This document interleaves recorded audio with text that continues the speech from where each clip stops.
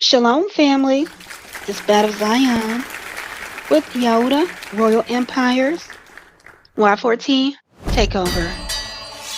And today we're going to be discussing unrealistic expectations in courtship. What is unrealistic expectations? Unrealistic expectations are those expectations we set for ourselves or others that are highly unattainable. I'll repeat that one more time. Unrealistic expectations are those expectations we set for ourselves or others that are highly unattainable. They often stem from comparison, idealized notions of perfection, and can be rigid. They don't leave room for changing circumstances or allow us and others to be flexible. Precepts are Proverbs 16, verse 9. A man's heart deviseth his way, but the Elohim Yahuwah directeth his path. Proverbs 19, verse 21. There are many devices in a man's heart. Nevertheless, the counsel of the Elohim Yahuwah that shall stand. Proverbs 21, verse 4. An high look and a proud heart, and the plowing of the wicked is sin.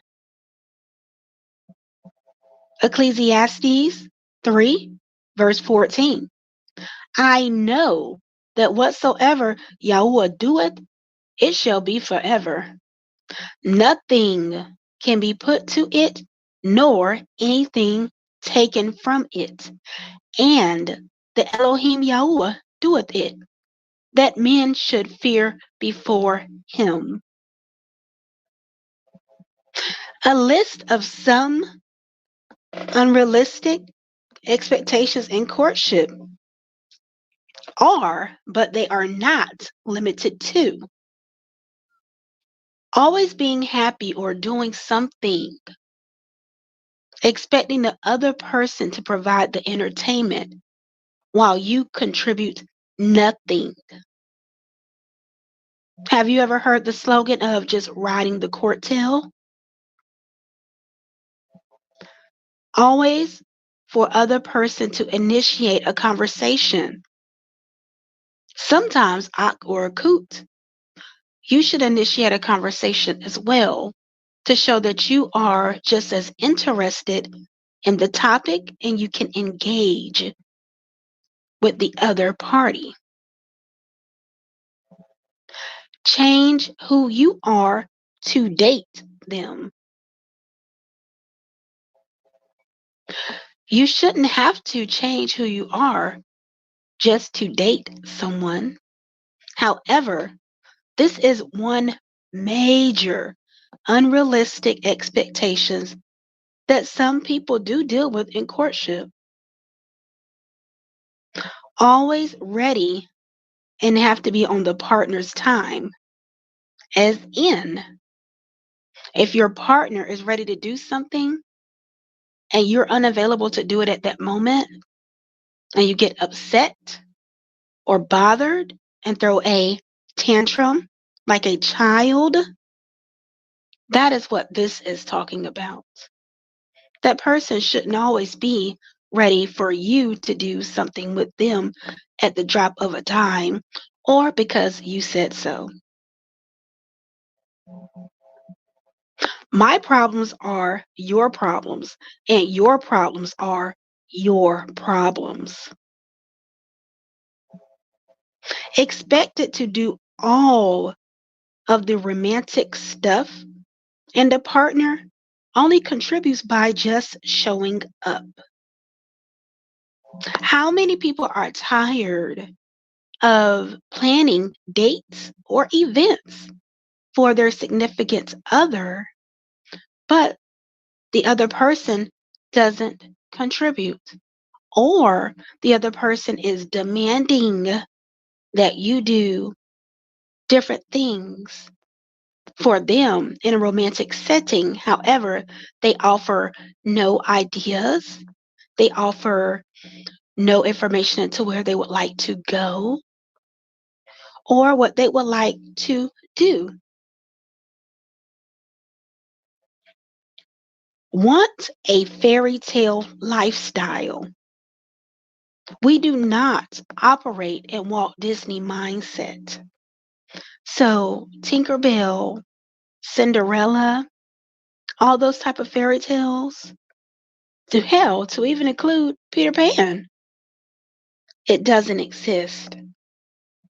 Courtship is not a fairy tale. It's not to be taken lightly. You go into courtship with the mindset of coming out with what Yahuwah wants you to come out with, which is a righteous union within a covenant before Him. You're expected to contribute financially to any and all student loans, car payments, and co-sign on loans almost immediately. A lot of people, they do want you to provide your financial income to the table while they provide their hand out to take from you. So I do not advise that you deal with someone who is only looking at you as an ATM, because remind yourself that car payment they had inquired was before you came into the picture. To do everything together without having any self time. I don't know about you, but I was born in this world by myself. I didn't come attached with anyone to my hip. And if you are someone who is listening to this right now and you did come into this world with a twin, a sibling, then you have to remind yourself the person that you're in courtship with, they're not the person that you're attached to, that you have to walk around and do every little thing with that person. You still have your own identity before you came into this courtship. And with you having your own identity, that means that you've already had things in your life that you were doing before them, and you're not responsible for that other person's happiness. You can definitely make it some type of a priority, but you're not responsible for their happiness. Some people do depend on a partner to make them happy, which is where the codependency comes in. Having to sacrifice your fun and enjoyment to be all to someone without them providing those same attributes to you. To earn loads of money, but not spend too much time at work. Hmm. Well, how do you think the money got in my pocket in the first place? I had to work to get it. Expecting your partner to do everything because you think you aren't supposed to. Example given is your partner's had a long day at work. They're tired and you work too. You may work a part time job or you may be unemployed. Your partner comes home, you can clearly see they're exhausted, and the trash is full. Normally, your partner takes that trash out, but once again, your partner is exhausted. So, you being in a courtship, take out the trash. Don't leave it there and wait for your partner to get it. Mind reading. Healthy communication is built off of ding, ding, ding, ding, ding, communicating. Your partner cannot read your mind.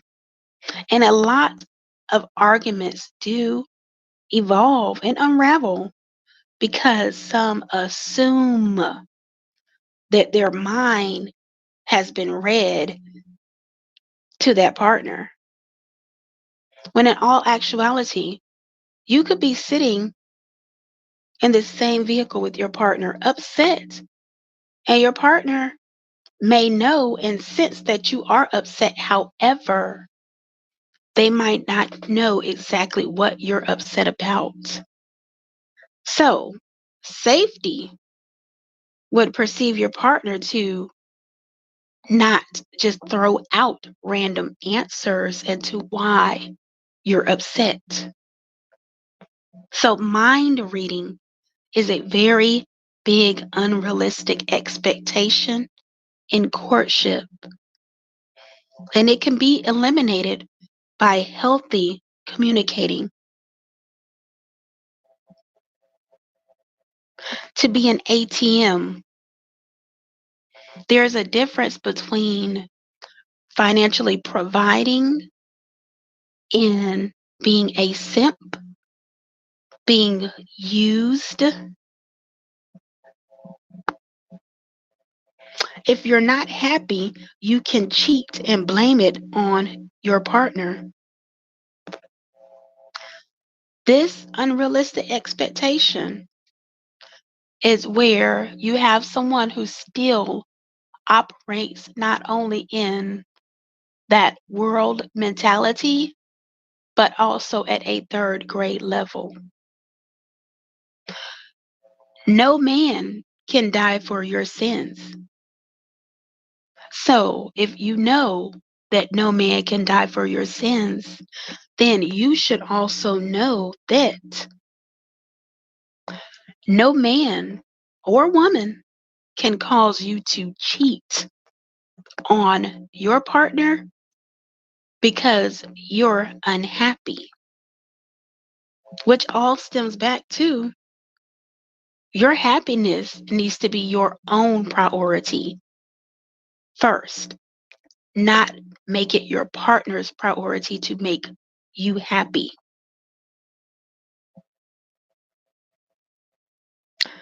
Going through your cell phone, emails, or social media,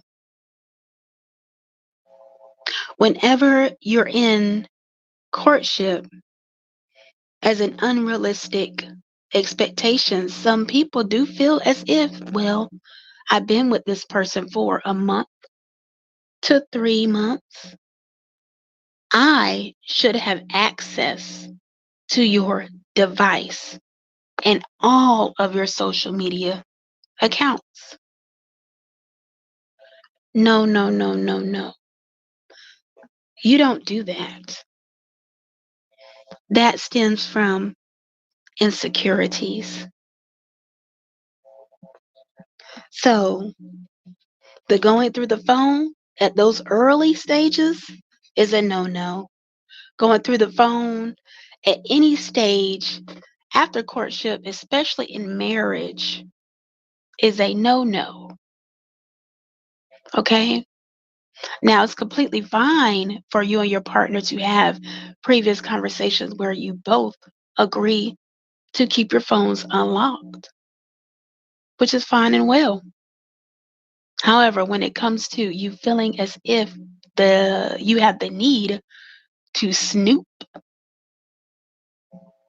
without your partner being informed, that's a red flag. That's a big trust issue, which is an insecurity. Also, if your partner is giving you any type of sign within courtship, especially at the early stages, that's why you're supposed to prove a friend. If they're giving you signs that there may be somebody else they might be in courtship with, then do your big one. Leave them alone.